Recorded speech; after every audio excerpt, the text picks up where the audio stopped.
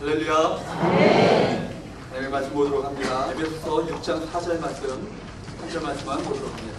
또 아비들아 너희 자녀를 노엽게 하지 말고 오직 주의 교훈과 훈계로 양육하라. 아멘. 성경적인 자녀 양육 원리라는 제목을 가지고 하나님의 말씀의 은혜를 함께 나누기 원합니다. 오늘날 마귀는요, 가정을 깨뜨리기 위해서 안간힘을 쓰고 있습니다. 가정이 무너지면 인격도 신앙도 공동체로 다 무너진다는 것을 잘 알기 때문에 어떤 그 수작과 계략을 다 사용해서 이 가정을 무너뜨리려고 하는 것이죠. 그래서 우리 강력한 무기를 가지고 가정을 공격하고 있습니다. 그러므로 우리 모든 성도들은 바로 가정을 향한 하나님의 부르심을 깨달아 가정을 하나님께서 기뻐하시는 그 가정으로 만드는 것, 또 순종하는 것, 이것은 그 어떤 것보다도 치열한 영적인 싸움임을 여러분 기억하시면서 우리 사명을 잘 감당하시는 우리 모든 성도들 되시기를 축복합니다. 올해 가정의 달을 맞이하여서 제가 지난 시간에 계속해서 말씀드린 것은 성경적인 효의 원리가 과연 무엇인가, 지난 시간에는 성경적인 부부 원리는 과연 무엇인가, 오늘은 성경적인 자녀 양육 원리는 과연 무엇인가를 함께 살펴보기 원합니다. 성경적인 자녀 양육의 그 대전제는 뭐예요? 우리 자녀는 내 자녀가 아니다. 누구의 자녀예요? 하나님의 자녀예요. 하나님의 자녀고, 하나님의 자녀를 여러분의 가정 가운데 위탁하신 겁니다. 그렇기 때문에 우리는 자녀를 맡은 청직이라는 사실을 여러분 인정하셔야 돼요. 그래야 내 욕심과 내 욕망과 내 비전이 투영된 자녀가 아니라 하나님의 뜻과 하나님의 사명이 그 자녀를 통해서 이루어지도록 그 하나님의 뜻에 맞게 양육할 또 책임이 우리 가운데 있게 되는 것이죠. 또 우리가 어떤 부모로서 우리 자녀를 우리가 맡은 책임일 뿐만 아니라 우리가 어떤 부모로서 부르심을 받았다라는 소명의식을 가지셔야 돼요. 내가 이 자녀를 하나님의 뜻 가운데, 말씀 가운데 이 양육할 우리 부르심을 우리 가운데 허락하셨다. 이 사명을 깨달을 때 하나님의 부르심에 순종하는 부모가 되어질 줄로 믿습니다. 여기에는요, 전적인 하나님의 은혜가 필요하죠.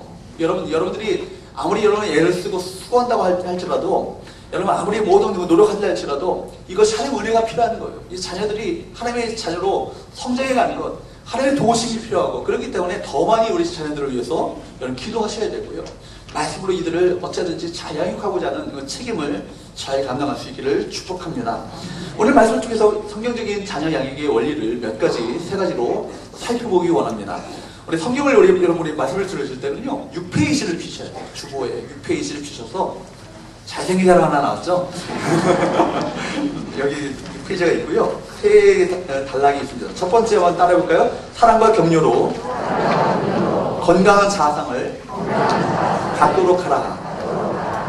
4절 말씀을 다시 한번 보도록 합니다. 4절 말씀을 읽어보도록 합니다. 시작. 또 아비들아 너희 자녀를 노엽게 하지 말고 오직 주의 교훈과 훈계로 양육하라. 아멘. 바울은 왜 너희 자녀를 노엽게 하지 말고 라는 이 말씀으로 이렇게 자녀 양육의 이야기를 시작하고 있습니까? 이것은 그 당시에 로마 사회의 배경을 좀 아셔야 돼요. 로마 사회에서는요, 여러분, 아버지의 권한이라는 것이 있습니다. 아버지의 권한. 아버지의 권한은요, 자녀를 때릴 수도 있고요, 자녀를 감옥에 가둘 수도 있고요, 결박하고 심지어 죽일 권리까지 누구에게 있냐면 아버지에게 있는 거예요. 그러니까 아버지의 권한이 얼마나 막강한지 몰라요. 아버지는 가정 내에서 사법권을 가진 행정장관의 기능을 감당했습니다. 아이가 나면요, 그 아이를 살리고 죽일 수 있는 권한이 누구에게 있어요? 아버지에게 있다는 거예요. 그러니까 이런 사회적인 분위기와 문화 속에서 오늘 바울은 그리스도인 아버지들에게 말합니다. 너희 자녀를 어떻게 하라고요? 노엽게 하지 말고. 여러분, 너희 자녀를 노엽게 하지 말라는 얘기는요, 사회는 가부장적인 사회 분위기지만 우리 아버지들이 그리스도인이 되었다면, 그리스도인들로 거듭났다면, 이제는 그리스도를 정말로 만났다면 이제는 어떻게 하라는 거죠? 그리스도인 아버지들은 그들이 가진 이 권리를 남용하지 말고 자녀들을 그들 나름대로의 독립적인 인격체로 존중하고 인정하라는 겁니다. 또 온유와 인내를 가지고 여러분 그 자녀들을 대해함을 우리 성경은 우리에게 말씀해 주고 있어요. 사랑하는 여러분, 우리가 그 당시에 얼마나 이 말씀이 혁명적인지 몰라요. 그 당시에 많은 사람들은 가부장적인 어떤 시대 가운데 아버지의 권한 자체가 죽이고 살릴 권한까지 있는데 이 자녀들을 노엽게 하지 말고 오직 주의 훈계와 바로 교훈과 훈계로 자녀를 양육하라 이렇게 말하고 계신 거예요. 그래서 이 말씀을요 더 우리가 적극적으로 해석해 본다면 이 말씀을 노엽게 하지 말라는 얘기를 더 우리가 적극적으로 해석해 본다면 사랑하고 격려하는 것이죠. 이것은 당시의 사회 문화적인 규범과 아주 대조적인 말씀이었음을 우리가 알게 됩니다. 어떻게 할 때 우리 자녀들을 노엽게 할 수 있겠습니까? 부모의 권위를 이용해서요 자녀들에게 불합리한 요구를 할 때 자녀들의 마음 가운데 상처를 받게 되시고 분노를 낳게 되는 것이죠. 또 우리가 못 이룬 것을 성취하기 위해서 자녀들에게 대리만족을 요구하거나 이런 것 어떤 것을 강요하게 될 때 자녀들의 마음 가운데 상처를 입게 됩니다. 또 우리 분노를 갖게 되시죠. 또 인격을 일방적으로 무시하게 될 때 자녀들은 또 상처를 받고 마음 가운데 분노를 낳게 됩니다. 때로는요 가정이 해체되고는 말미암아 부모로부터 마땅히 받아야 될 충분한 사랑을 받지 못했을 때 여러분 또한 때로는 자녀를 방치했을 때 편애를 했을 때 이것이 거절감이 되어지고 상처가 되어지고 마음 가운데 분노를 낳게 만드는 원인이 될 수 있다는 거예요. 여러분 이전에 텔레비전에서 이런 한 다큐멘터리를 한 적이 있습니다. 코끼리의 분노 보신 적이 있는지 모르겠습니다. 코끼리의 분노라는 내용의 다큐멘터리를 본 적이 있는데 서커스장에서 코끼리 묘기를 보여주어야 이 코끼리가 갑자기 조종사를 막 발로 마구 짓밟는 거예요. 그리고 건물들을 마구 부숴버립니다. 인도에서는요 코끼리들이 이유 없이 사람들을 습격하고 마을들을 습격해서 사람들과 농작물들을 해치는 경우가 빈번하게 발생한다고 합니다.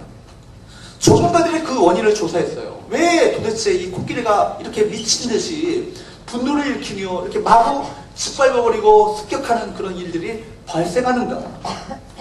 이 과거의 사건을 조사하면서 아주 중요한 이 사실을 그들이 발견하게 됐는데 사람들이요 코끼리 수의 그 개체수를 조절하기 위해서 그 번식을 막고 개체수를 유지하기 위해서 주로 암컷 코끼리들을 죽였는데 이 분노한 코끼리들은 이 죽임을 당한 암컷 코끼리들의 새끼였다는 거예요. 그러니까 여러분 그 어미 없이 자라나는 코끼리들은 자신의 내면에 존재하는 이 분노를 억제하거나 통제하는 방법을 배우지 못하고 또 어미 코끼리가 죽는 것을 목격하고로 말미암아 극심한 스트레스에 시달리다가 결국 갑자기 사람을 공격하게 되었다는 거예요. 그러니까 이것은 자연스럽게 일어나는 어떤 자연 현상이 아니라 인간이 원인을 제공한 인지였던 것이죠. 이것을 보면서 여러분 한 가정이 파괴되어지고 사랑의 결핍, 이 분노감이 동물조차도 이렇게 커다란 분노를 낳게 되어지고 심각한 어떤 피해를 입게 되어지는데 인간 사회에서도 동일하게 이것은 적용되어야 합니다. 얼마나 이것이 무서운 결과로 낳겠습니까? 어릴 때부터 마음 가운데 상처와 분노감을 갖고 자라난 아이들이 이 땅 가운데 어떤 존재로 자라날 것인가는 우리 명확한 것이죠. 2012년 5월 29일 날 중앙일보에 한 기사가 나왔습니다. 어떤 기사냐면 방치된 어린 시절 그 분노가 범죄의 뿌리다. 방치된 어린 시절 그 분노가 바로 범죄의 뿌리다라는 이 기사가 나온 적이 있어요. 중앙일보 조사팀에서요 수원지방법원에서의 어떤 그런 사건들을 조사한 거예요. 3년 동안 2009년부터 시작해서 2011년 동안 3년 동안 그 가운데서 살인, 강도, 성범죄 혐의 그러니까 가장 강력한 범죄를 저질렀던 이 범죄수들을요 유죄 판결을 받은 강력범죄자 159명의 가정환경과 또 학교생활, 성장 기간을 분석 조사했습니다. 이들 중에서 67%가요. 성장기에 부모의 적절한 보살핌과 양육을 받지 못했음을 알게 되었습니다. 그로 말미암아 그 마음 가운데 얼마나 거절감과 상처가 가득하게 되었는지 학교에서도 어려움을 당연히 겪게 되는 거예요. 그러니까 상처가 분노가 얼마나 파괴적인지를 우리가 깨닫게 되었습니다. 여러분의 자녀들이 건강한 자녀로 자랄 수 있도록 사랑과 격려를 하시는 우리 부모들 되시기를 축복합니다. 상처를 받으면요 치유받아야 돼요. 그렇죠? 이 상처가 빨리 치유받고 회복되는 것이 참 중요하고요. 아예 상처를 받지 않는 것이 더 중요합니다. 우리 자녀들이 상처를 받지 않도록 그런 환경 가운데 자랄 수 있도록 우리 부모님의 따뜻한 격려와 사랑으로 그들을 돌보며 그들을 위해서 기도하시는 우리 부모들 될 수 있기를 주님으로 축복합니다. 미국의 뉴호프 커뮤니티 처치에서 거기 그 교회에서 그 부설로 세운 학교에서 있었던 일이에요. 그 학교 가운데 여교사 톰슨이라는 그 선생님이 계셨습니다. 이 톰슨 선생님이 5학년을 담임하게 됐는데 그 선생님의 그 아이 중에서 테디라는 여학생이 있었어요. 이 아이가요, 아이들과 잘 어울리지 못하고 자주 멍한 얼굴로 그냥 가만히 앉아있는 거예요. 또 시험을 보게 되면 모든 문제 가운데 문제를 다 틀린단 말이 적게 됩니다. 그러니까 이 아이에 대한 그 이상한 생각이 들어서 채점을 하다가 선생님이 이 아이의 생활기록부를 들춰다보게 된 거예요. 자세히 들춰보는데 이 아이의 생활기록부에 이렇게 기록되어 있습니다. 1학년, 착한 아이이고 장래성이 있어 보입니다. 2학년, 조용한 아이인데 조금 폐쇄적인 것 같습니다. 어머니는 불치병을 앓고 있습니다. 3학년, 학업 성취도가 떨어지고 있습니다. 어머니는 돌아가셨고 아버지는 무관심한 것 같습니다.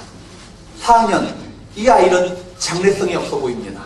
아버지는 가출했고 이모가 양육하는데 학대를 받는 듯 합니다. 1학년의 아이가 착한 아이고 장래성이 있어 보입니다 라고 시작하였던 이 아이가요, 지금 어떻게 해요?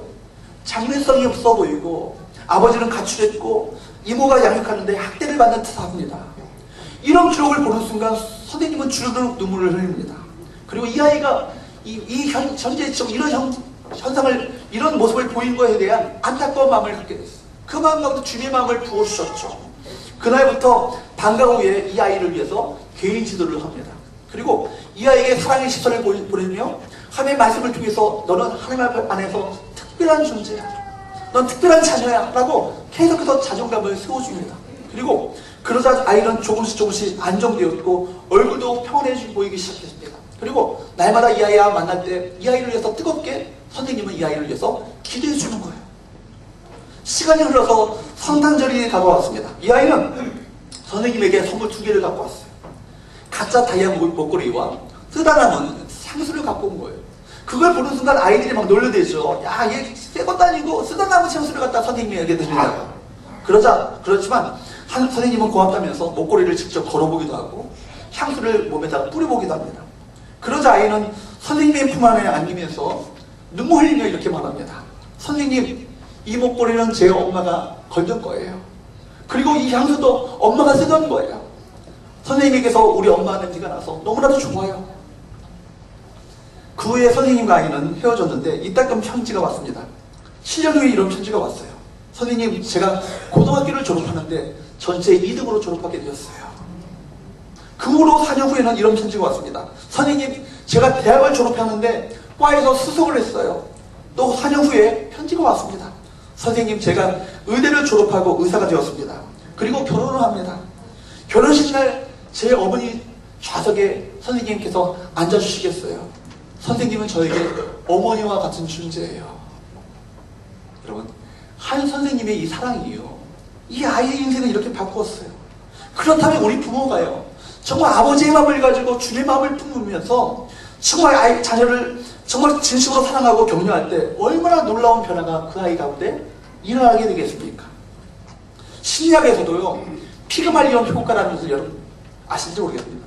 여러분, 그런 이것이 있어요. 타인이 나를 존중하고 그만큼 나에게 기대하면 그 기대에 부응하기 위해서 노력한다는 의미예요. 특히 교육심리학에서 교사의 관심이 학생들에게 긍정적인 영향을 미치는 아주 심리적인 요인이 됩니다. 교사가 기대를 갖고 학생들을 가르치면 교사가 기대한 만큼 학습의 효율성을 충분히 올린다는 보고서들이 많이 나와요. 부모가 자녀에게 기대를 갖고 양육하면 부모가 기대한 만큼 그 자녀가 기대에 맞춰 성장하게 된다는 것이죠. 세상 심리학에서도 그런데요, 우리가 하나님의 자녀들로서 이 땅 가운데 하나님의 특별한 자녀들로 이 자녀들을 위해서 말씀으로 양육하고 그들을 위해서 기도하며 그들을 위해서 그들 가운데 하나님의 비전을 마음 가운데 심어주게 될 때 이 자녀들이 바로 부모의 사랑과 격려를 먹고 이 땅 가운데 하나님의 건강한 아이들로 성장하게 될 뿐만 아니라 이 땅 가운데 하나님 나라를 확장시키는 위대한 하나님의 일꾼들이 되어질 줄로 믿습니다. 여러분, 우리 자녀들에게 이걸 가르치셔야 돼요. 실제로 부모가 우리 자녀들에게 하나님 안에서 너는 특별한 존재라는 사실을 날마다 심어주십시오. 마음 가운데 그것을 명심시켜 주십시오. 우리 자녀들에게 하나님께 속해 있을 때만이 진정한 가치가 있다는 것을 심어주면서 그들에게 용기를 불어넣어 주시고 또 격려로 응원하십시오. 그래서 내가 정말 성경적인 자존감을 회복하게 되어지고 성경 안에서 정말 우리가 건강한 자아상, 그래서 셀프 이미지, 나를 바라보는 이 이미지가 긍정적이고 밝은 정말 믿음의 이미지를 갖도록 만드는 걸로 말미암아 하나님 안에서 그들의 가치 있는 존재임을 날마다 심어줄 수 있기를 축복합니다. 그런데 그들이 때로는 실패를 당한다 할지라도 이 실패가 영원한 좌절이 아니라 더 큰 성공을 향해 나가기 위한 하나의 중요한 경험임을 그들이 깨닫게 되시고, 실패를 당한다 할지라도 절망하지 않아요. 건강한 자아상을 갖고 있는 아이들은 하나님께서 주신 비전과 사명을 위해서 올곧게 흔들리지 아니하고 견고하게 서서 그 길을 걸어가게 될 줄로 믿습니다. 여러분, 우리 자녀들이, 우리 부모가 자신을 위해서 또 끊임없이 기도하고 있다는 사실을 여러분 깨닫게 될 때 이것이 얼마나 마음 가운데 든든한, 마음 가운데 큰 힘이 되는지 몰라요. 저는 저희 어머니가 83입니다. 올해에 83인데 허리가 좀 굽으셨어요. 왜냐하면 평생을 그렇게 기도하시는 분이시기 때문에. 지금 83이지만 하루에 2시간씩 저를 위해서, 자녀들을 위해서 기도하셔요. 기도하고 있다는 어머니가 제 배후에 있다는 것을 아는 순간 저는 얼마나 마음 가운데 큰 힘과 용기를 얻게 됐는지 몰라요. 여러분 자녀들에게, 여러분 부모들이 기도하는 부모임을 여러분 보여주십시오. 그리고 우리 자녀들에게 바로 너희들 위해서 내가 이렇게 기도하고 있다는 것을 마음 가운데 심어주십시오. 그리고 끊임없이 응원하고 격려하며 인내함으로 말미암아 주님께서 그 아이를 통해서 이루고자 하시는 거룩한 뜻들이 펼쳐지는 우리 복된 은혜가 우리 모두에게 있게 되기를 주로 축복합니다. 세상에서 하나밖에 없는 특별한 존재임을 여러분 기억하도록 만들고, 또 하나님을 바라보면서 끝까지 신뢰하고 지지하는 응원가, 투자자가 될 수 있기를 주로 축복합니다. 두 번째, 우리가 성경적인 자녀 양육 원리는요, 한번 따라할까요? 주의 교훈과 훈계로 양육하라. 사슬 말씀을 다시 한번 보도록 합니다. 시작.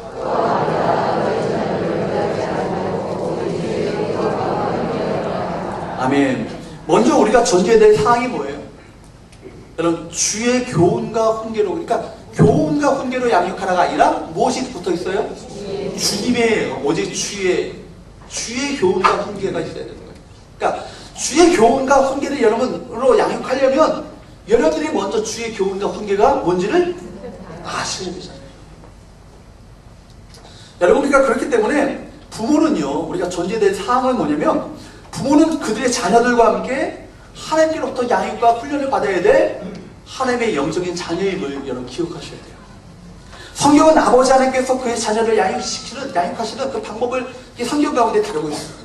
오직 주의 교훈과 훈계로 양육하라는 이 구절도요, 부모가 당연히 하나님께로부터 양육과 훈련을 받아야 될 하나님의 자녀임을 전제하고 있는 거예요. 따라서 주의 교훈과 훈계는요, 우리 부모들에게도 일률적으로 적용되는 말씀입니다. 여러분, 자녀 양육법은 바로 부모 양육법이에요.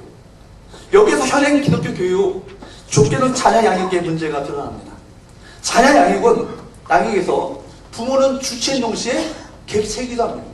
자녀를 교육을 시키는 주체인 동시에 나 또한 주님께로부터 양육과 훈련을 받아야 될 객체인 거예요. 그러니까 여러분들이 삶을 통해서 하나님의 말씀을 통해서 부단히 훈련을 받고, 말씀을 통해서 교훈을 받으시며, 말씀을 통해서 우리가 하나님의 말씀을 통해서 우리가 정말 말씀을 순종하는 삶을 전제하지 않은 자녀 양육은 있을 수 없는 거예요.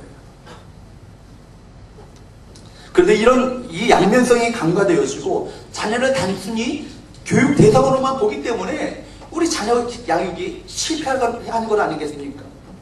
여러분의 교훈과 훈계가 아니고요, 여러분이 알고 있는 교훈과 훈계가 아니라 뭐라고요? 주의 교훈과 훈계임을 여러분 기억하시기를 축복합니다. 그렇다면 어떻게 주의 교훈과 훈계를 알 수 있겠습니까?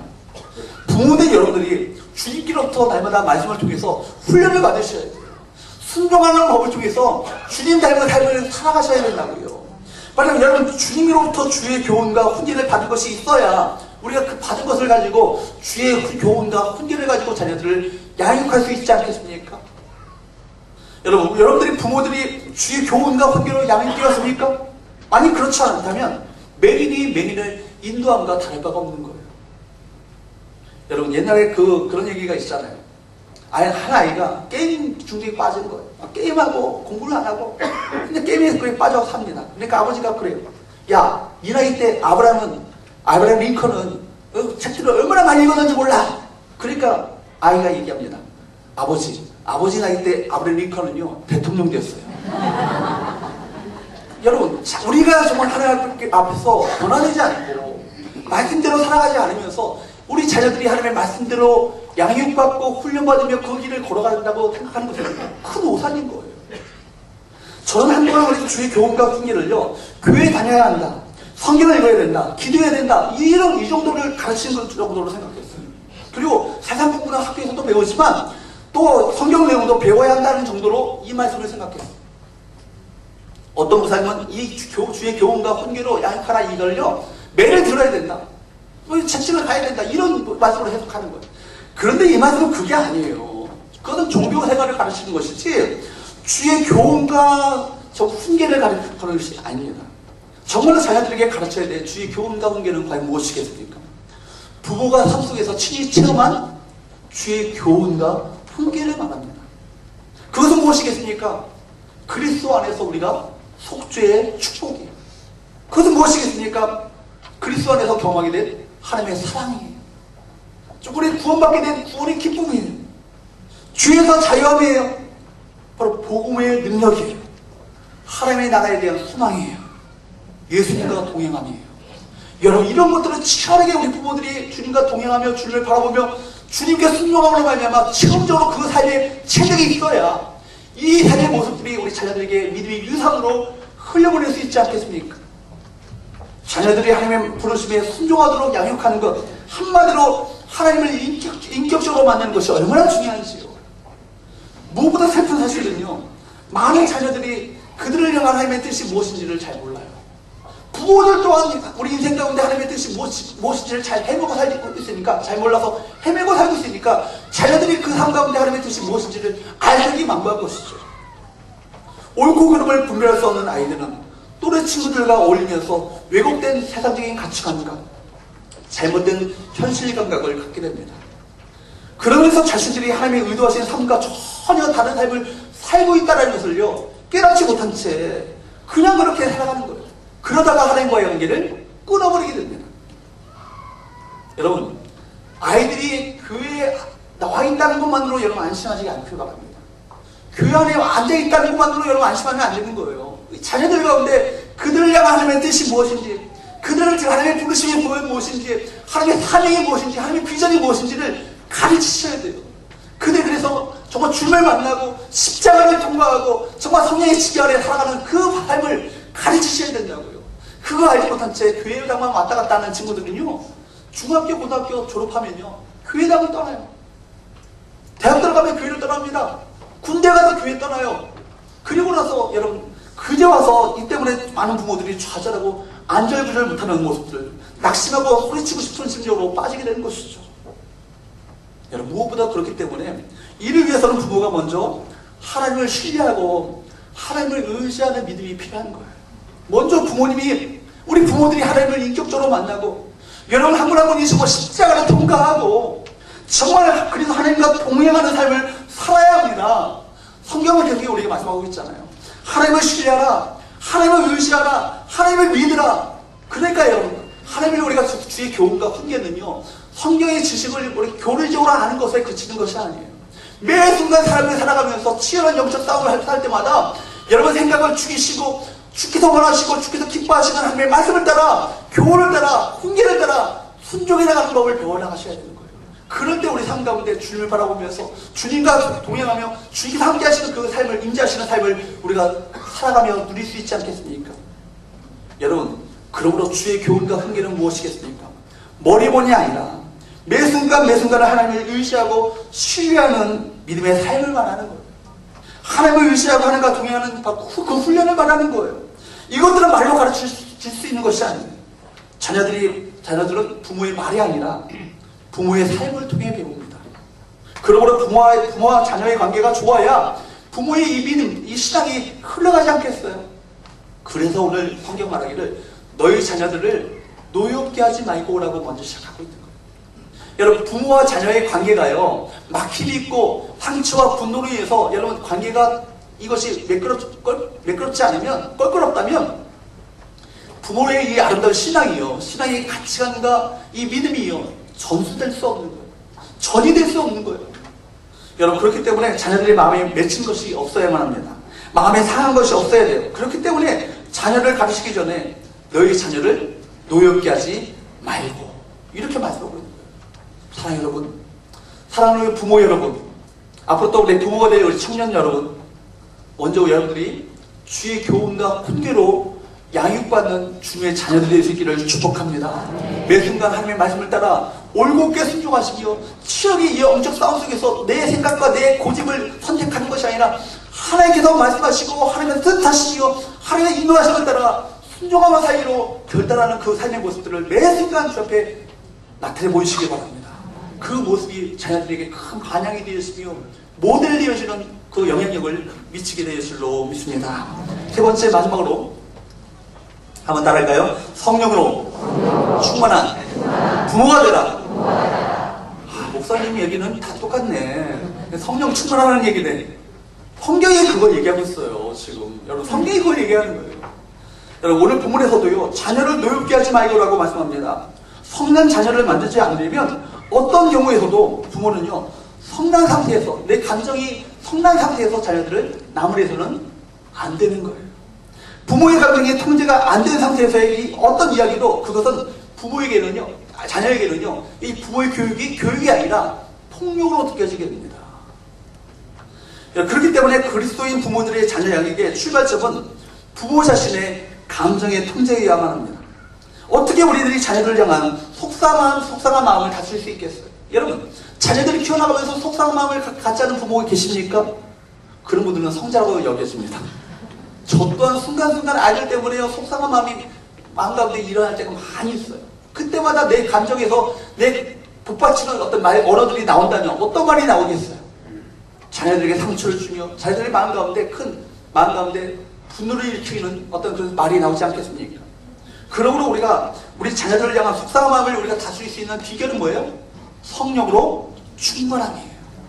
여러분, 바울은 말하기를 에베소서에서 가정에 대한 그 교훈을 시작하면서 제일 먼저 강조한 것이 뭐예요? 성령으로 충만함이에요. 다시 한번 에베소서 5장 18절 말씀을 한번 화면을 좀 띄워주세요. 에베소서 5장 18절 말씀입니다. 에베소서 5장 18절 말씀 화면을 좀 띄워주세요. 같이 한번 있습니다. 시작. 술 취하지 말라. 이는 방탕한 것이니 오직 성령으로 충만함을 받으라. 아멘. 여러분, 성령으로 충만함을 받으라. 여러분, 술 취하지 말라. 이것은 방탕한 것이니, 이것은요, 그리스도를 만나기 직전의 삶이에요. 삶의 모습들이 술 취함의 삶이고요, 방탕한 삶이에요. 자기 고집대로 삶을 살아가는 거예요. 그러나 이제는 성령으로 충만함을 받으라. 성령 충만의 가장 특징은 뭐라고요? 통제력이에요. 통제력. 여러분, 성령 충만은 통치를 받는 겁니다. 지배를 받는 거예요. 누구의 통제를 받는 거예요? 성령의 통제를 받는 거예요. 술에 취하게 되면 술의 지배를 받습니다. 내 생각과 내 어떤 판단들이 흐려지고요, 술의 지배를 받는 거예요. 그러나 성령으로 충만하게 되면 성령의 지배와 통치를 받게 됩니다. 부모의 감정이 다스리지 않은 상태는요, 마치 어떤 상태와 같아요? 술 취함의 상태와 같아요. 내 감정이 통제되지 않은 상태는요, 술 취한 상태와 같습니다. 변덕스러운 부모의 감정이 분출을 목격하게 될 때마다 자녀들은 깊은 마음 가운데 내적인 혼란과 분노를, 상처를 입게 되는 거예요.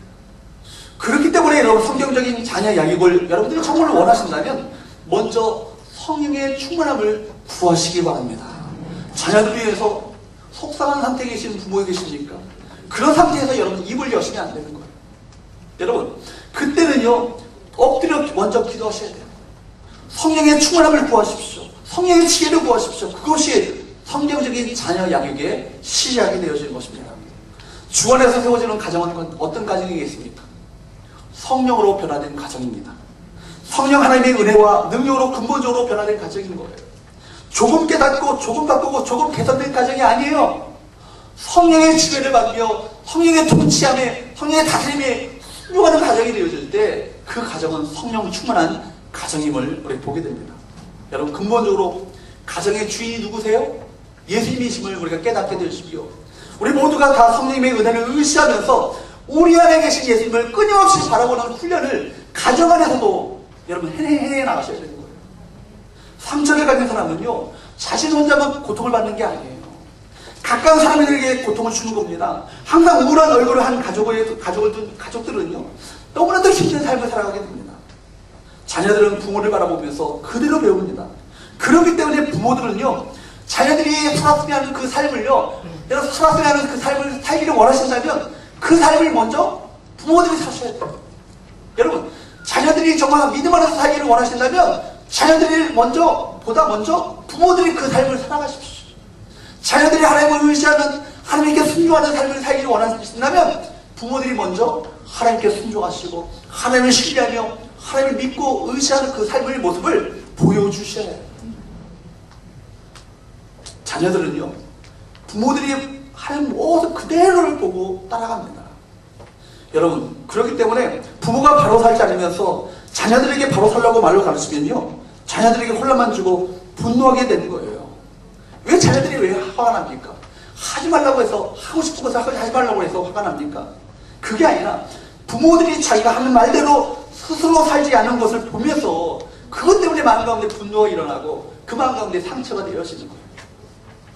자녀들의 불만과 분노를 가만히 들어보시기 바랍니다.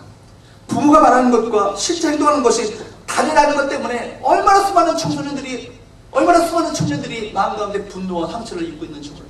저는 청소년 사역을 해봐서 알아요. 그 아이들과 이야기를 해보면 부모로부터 분노가 있어요. 마음 가운데 분노감이 있어요. 상처를 얼마나 받았는지 몰라요. 이것이요, 그 원인이 뭔지 아십니까? 부모가 말과 행동이 다른 거예요. 목사님의 자녀들 중에서 저처럼 그래도 제대로 이렇게 목회 길을 걸어가는 사람도 있지만 목사의 자녀 중에서 세상으로 삐뚤어 나가는 자녀들도 굉장히 많이 있어요. 여러분, 오히려 그런 친구들이요, 목사의 자녀가 돼가지고 기독교에 대한 안티 세력이 되는 경우가 많이 있어요. 왜 그렇습니까? 목사 장로 자녀들이 오히려 기독교에 대한 반감 세력으로 전락해버리는 이유가 거의 무엇입니까? 부모가 그 삶과 말이 다른 삶을 살기 때문에. 자녀들은요, 부모의 뒷모습을 보면서 배운다고 합니다.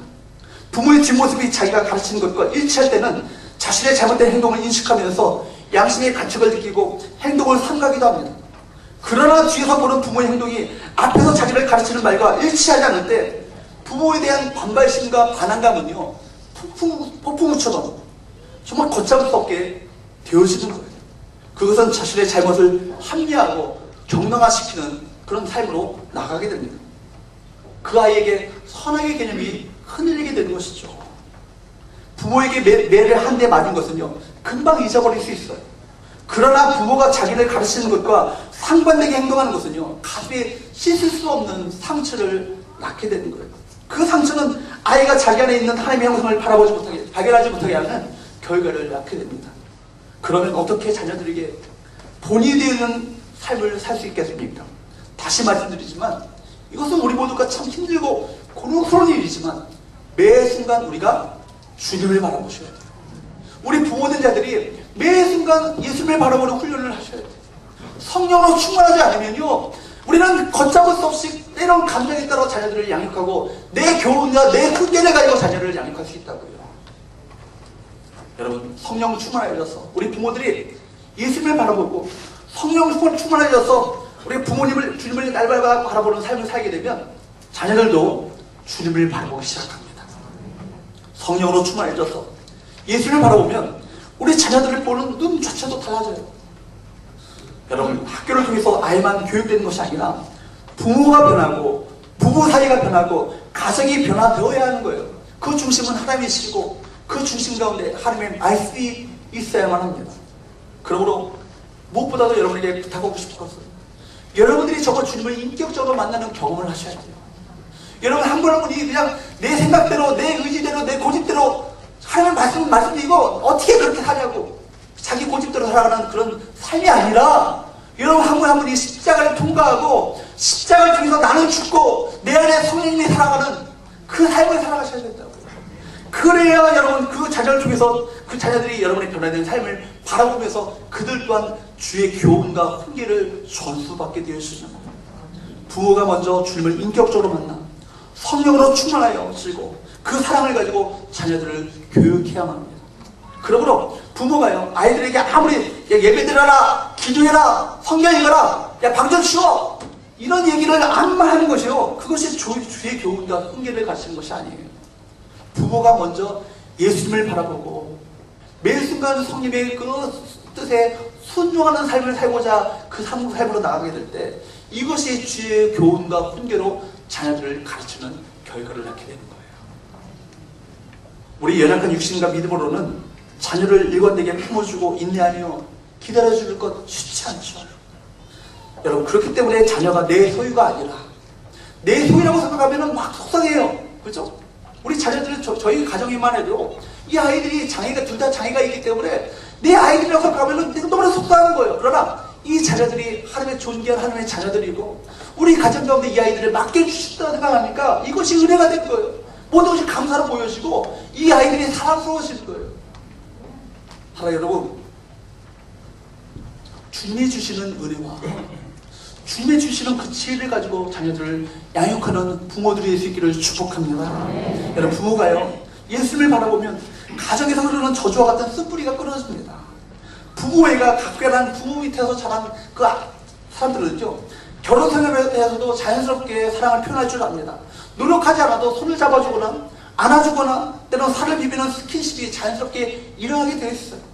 또한 서로 남자가 아내를 돕고 아내가 남자를 돕고 서로 돕는다고 해서 자존심이 다치거나 상하지 않아요. 성장하면서 익숙하게 보았던 부부간의 이 사랑의 모습을 봤기 때문에 결혼 생활에서도 자연스럽게 바로 윤영되기 때문에 그런 삶을 살아가게 되어 있습니다. 그러나 부모가 싸우고 아버지가 가족들에게 주먹을 휘두르는 모습을 보면서 자랐던 사람들은 대개 자신도 싸우고 폭력을 사용하게 됩니다. 부모로부터 주먹을 유산받게 되기 때문이죠. 또 부모가 어떤 술에, 알코올에, 어떤 그런 중독에 찌들려 살아가는 모습을 봤던 아이들은요, 커서 대개 알코올 중독은 대대로 유전된다고 합니다. 제가 한 청년이 있어요. 제가 우리 전회교회 섬겼던 청년 중에 하나인데, 교회 생활을 너무 잘해요. 잘하는데 이 친구가 알코올 중독에 빠졌어요. 알코올 없이는요, 술이 없이는 잠을 들 수 없는 거예요. 그 정도로 술에 집착.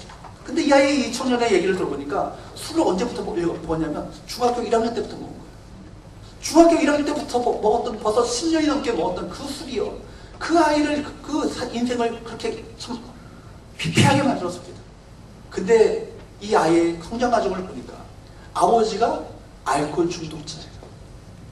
할아버지가 알코올 중독자예요.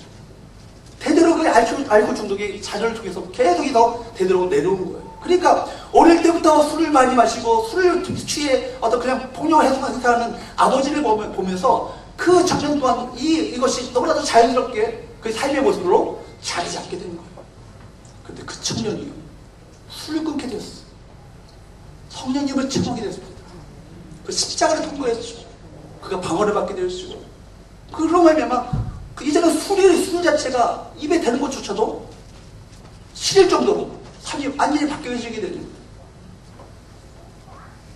여러분, 예수님을 바라보면 쓴뿌리가 끊어지게 됩니다.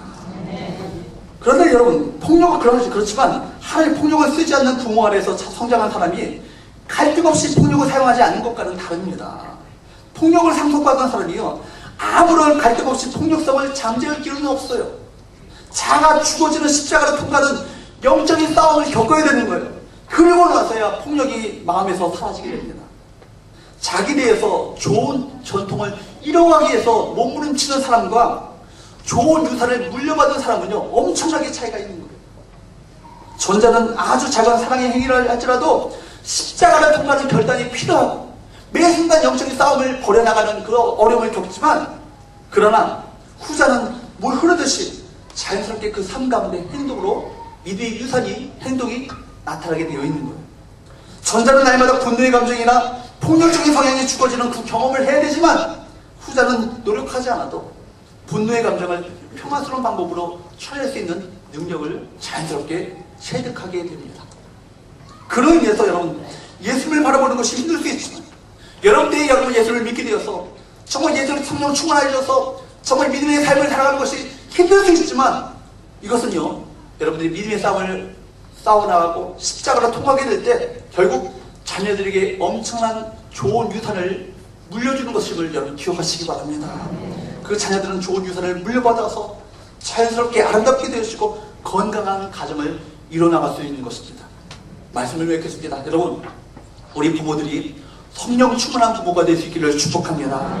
가정의 주인 되시는 주님을 날마다 매 순간 바라보므로 말미암아 여러분의 아름다운 신앙의 유산을 우리 자녀들에게 물려주는 성령 충만한 부모, 성령 충만한 주님의 자녀들이 될 수 있기를 주님으로 축복합니다. 그로 말미암아 우리 가정을 통해 이루고자 하시는 거룩한 뜻이 가정 천국이 이루어지는 우리 복된 은혜가 우리 성이 우리 모든 성도들 가운데 가득하기를 주님으로 축복합니다.